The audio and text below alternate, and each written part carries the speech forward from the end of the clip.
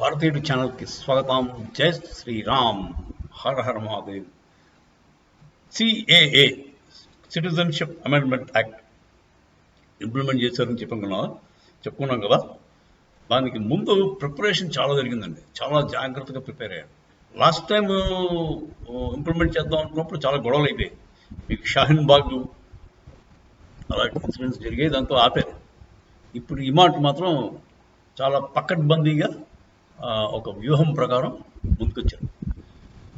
మీకు ఈ మధ్య జరిగిన ఇన్సిడెంట్స్ చెప్తాను. 13,000 మద్రసాలు యూపీలో, ఇల్లీగల్ మద్రసాస్ని యోగి ఆదిత్యనాథ్ గారు డెమాలిష్ చేశారు. బుల్డోజర్లు పెట్టి తొలగించారు. ఎక్కడంటే నేపాల్ బార్డర్లో ఉన్నామండి.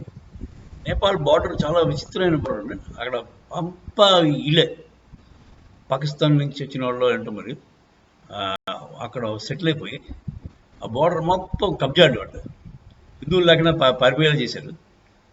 అంతా కూడా వీళ్ళు వెళ్ళే ఉంటారు. వాళ్ళంతా ఇల్లీగల్ దందాలు చేసుకుంటారు. అంటే దొంగ కరెన్సీలు మార్చుకోవడం, డ్రగ్ మాఫియా, ఆర్మ్స్ అంటే ఇల్లీగల్ ఆర్మ్స్ సప్లై అన్నీ కూడా అక్కడ జరుగుతాయి. ఈ నేపాల్ నుంచి ఈ పాకిస్తాన్ నుంచి నేపాల్ ద్వారా వస్తాయి.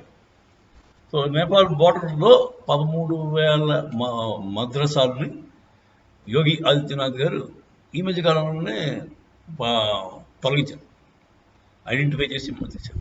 సో అదొక యాక్చువల్గా దాని తర్వాతే సిఐఏ అనౌన్స్ అయింది. లేదంటే అక్కడ నుంచి వాళ్ళకి రచ్చరచ్చ చేయడానికి అవకాశాలు ఎక్కువ ఉండేవి.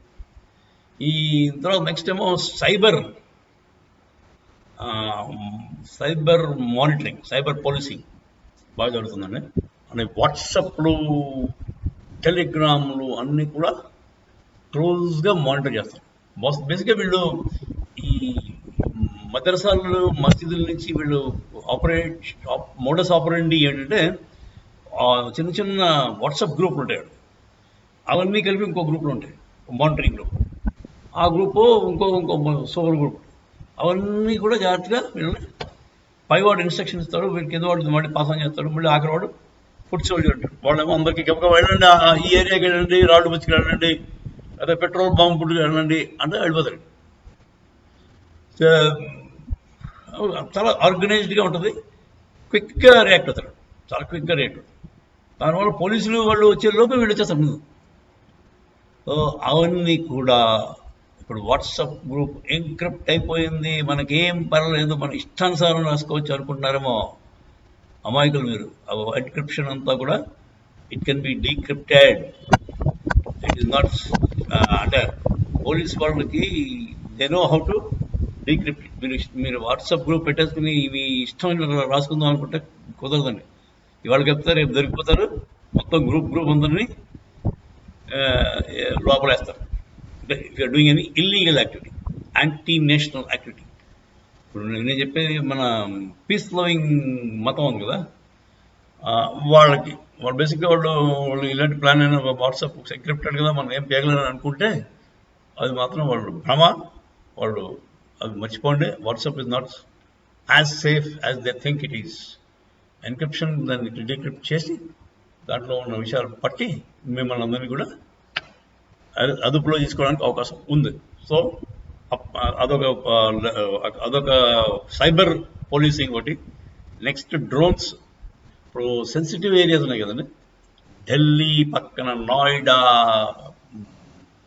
గురుగ్రామ్ ఇవన్నీ ఉన్నాయి కదా, హర్యానా బార్డరు లేదంటే యూపీ బార్డర్స్. ఆ బార్డర్ ఏరియాస్ అన్నీ కూడా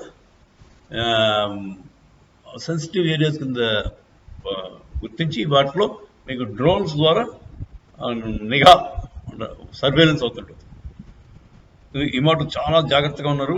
వెరీ వెల్ ప్లాన్డ్గా ఉండగా దింపారు సిఐఏని. ఆషామాషిగా అనౌన్స్ చేయలేదు. 11th మార్చ్ అనౌన్స్ అయిందండి సిఐఏ. అంటే నిన్న. It's a land mark decision. దీనివల్ల చాలా మంచి పరిణామాలు ఉంటాయి. అంటే పాపం బేసిక్గా దీనివల్ల ఉపయోగం హిందువులకి వాళ్ళకి ఉంటుందండి. అక్కడి నుంచి పారిపోయి వచ్చిన వాళ్ళకి. అంతేగాని సాయిబులకి అపకారం ఏ విధంగా ఉండదు. వాళ్ళు కావాలని దాన్ని మిస్ఇంటర్ప్రిట్ చేసి హిందువులు బాగుపడితే సాయిబులు నష్టపోతారు అన్న కాన్సెప్ట్లో వచ్చి వాళ్ళు అల్లరి చేస్తారు తప్ప దీంట్లో నిజం ఏమాత్రం లేదండి.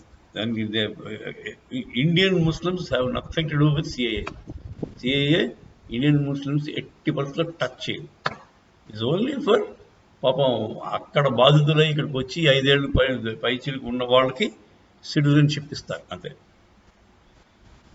సిటిజన్షిప్ ఇవ్వడం అంటే ఒక రేషన్ కార్డు, ఒక ఆధార్ నంబరు, ఆధార్ కార్డు, ఒక ఓటర్ ఐడి అవన్నీ వస్తే పాపం వాళ్ళు ఏదో వాళ్ళు ఇక్కడ ఉన్న అంటే సంక్షేమ పథకాలకి అర్హులవుతారు. అందుకంటే ఏమీ లేదండి ఇంకా. సో ఎవరు భయపడవలసిన పని లేదు, ఎవరిని ఇబ్బంది పెట్టేందుకు కాదు, కొంతమందికి ఉపకారం చేయడానికి మాత్రమే వచ్చినది ఈ సిఏఏ. సో అది ఈ మాట చాలా ప్రిపేర్డ్గా వచ్చారు. హేమంత్ బిశ్వాస్ శర్మ అయితే అతను అస్సాంలో, అది బోర్డర్ స్టేట్ కదా, అక్కడ తలకాయ నొప్పి ఎక్కువే, అక్కడ అతను దూసుకుపోతున్నాడు, చేస్తానని చెప్పి చేస్తాడు కూడా అతను.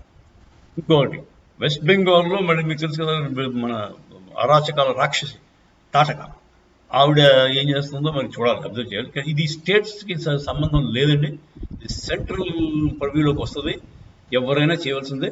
నేను మా వెస్ట్ బెంగాల్లో చేయను అంటే ఇట్ నాట్ బి యాక్సెప్టెడ్. వాళ్ళు తోలు తీసేస్తారు.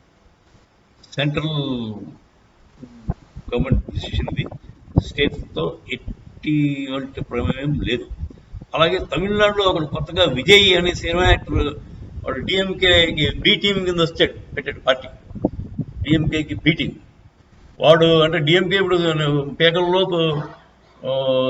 స్కామ్లు స్కీముల్లో మునిగిపోయింది కదా, అదే drug mafia, drug king pin ఒకడు డిఎంకే వాడు మంచి వాళ్ళ సన్నిహితుడు దొరికిపోయాడు. డిఎంకేకి చాలా సన్నిహితంగా ఉండే డ్రగ్ కింగ్ పిన్ జాఫర్ సదీక్ అనేవాడు, వాడు సినిమా ప్రొడ్యూసర్ కూడా. వాళ్ళతోటి ఉదయనిధి స్టాలిన్ వాళ్ళ భార్యతో కలిపి 3 సినిమాలు తీశాడు. సో అది వాళ్ళ క్లోజ్ రిలేషన్షిప్ అండి ఈ డిఎంకే ఫ్యామిలీకి ఈ డ్రగ్ మాఫియాకి. సో వాళ్ళ హస్తం కూడా గ్యారంటీగా ఉండి ఉంటుంది. అందుచేత ఆ బాధల్లో వాడు ఉన్నాడు, దాంట్లోంచి ఎలా తప్పించుకోవాలా అన్న మీమాంసలో ఉంది. అంత వాళ్ళ పరిస్థితి అంతా కొంచెం గడ్డు కాలంలోనే ఉంది తమిళనాడు డిఎంపీ. సో ఇలా ఉండగా వాళ్ళ బి టీం తాలూకు విజయ్ యాక్టర్ ఉన్నాడు కదా, వాడు ఏమంటాడంటే మా స్టేట్లో సిఐఏ మేము నడిపించాము అన్నట్టు పోచుకోవాలి కబుర్లు చెప్తున్నాడు. వాడేవాడండి, వాడిని ఎవడని అడిగాడా సిఐఏ బాబు మీ స్టేట్లో ఇంప్లిమెంట్ చేస్తావా లేదని ఎవరైనా అడిగాడా? అది ఆటోమేటిక్గా మొత్తం కంట్రీ వైడ్ అయిపోతుంది. ఒక వెబ్సైట్ ఉంటుంది, ఆ వెబ్సైట్లో వాడు రిజిస్టర్ చేసుకోవాలి, రిజిస్టర్ చేసుకుంటే వాడు ఆటోమేటిక్గా వచ్చేస్తాయి. అంతేగాని దాంట్లో ఎవరు తమిళనాడు గవర్నమెంట్ ఇన్వాల్వ్ అవ్వదు, ఈవెన్ సెంట్రల్ గవర్నమెంట్ కూడా ఇన్వాల్వ్మెంట్ ఉండదు డైరెక్ట్గా. వాళ్ళకి ఎవరు చేసే పని వాళ్ళు చేస్తుంటారు. అంతేగాని గవర్నమెంట్ ఇన్వాల్వ్మెంట్ ఓన్లీ ఆ వెబ్సైట్ మెయింటైన్ చేయడం, ఆ వచ్చిన డేటాను కలెక్ట్ చేసుకోవడం, దానికి వాళ్ళ రిక్వెస్ట్ ప్రకారం వాళ్ళని చెక్ చేసి వాళ్ళకి కావాల్సిన అదే చెప్పాడు చేస్తారు. ఇది టైం ఫ్రేమ్లో అయిపోతుంది. ఒక 1 month 2 months 3 months పెట్టుకుంటారు, వాళ్ళు అయిపోతుంది. సో ఇంకోటి హేమంత్ బిశ్వాస్ శర్మ ఇంకోటి అన్నాడు, ఏ పార్టీలు అయితే వ్యతిరేకిస్తున్నాయి సిఐఏకి వాళ్ళు బయటకు రండి, వాళ్ళని ఆ పార్టీని బహిష్కరిస్తా ఉన్నాడు. మరి ఎంతమంది నాకు చేయగలడో తెలియదు నాకు. ఆ పార్టీని మొత్తం వాటిని వాళ్ళ లైసెన్స్ రద్దు చేస్తాను. మరి చిన్న పార్టీలు ఏదో చేయొచ్చేమో అలాగే, నాకు తెలియదు.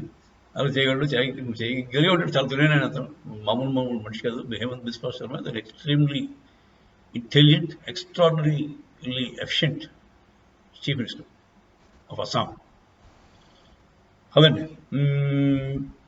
ఇప్పుడు సిఏఏకి ప్రిపరేషను, గ్రౌండ్ వర్క్ చాలా జరిగిన తర్వాత డిక్లేర్ అయింది. ఈ మాట ఎవ్వడూ హరాదులు అడ్డొచ్చినా సిఏఏ ఇంప్లిమెంట్ అయిపోద్ది.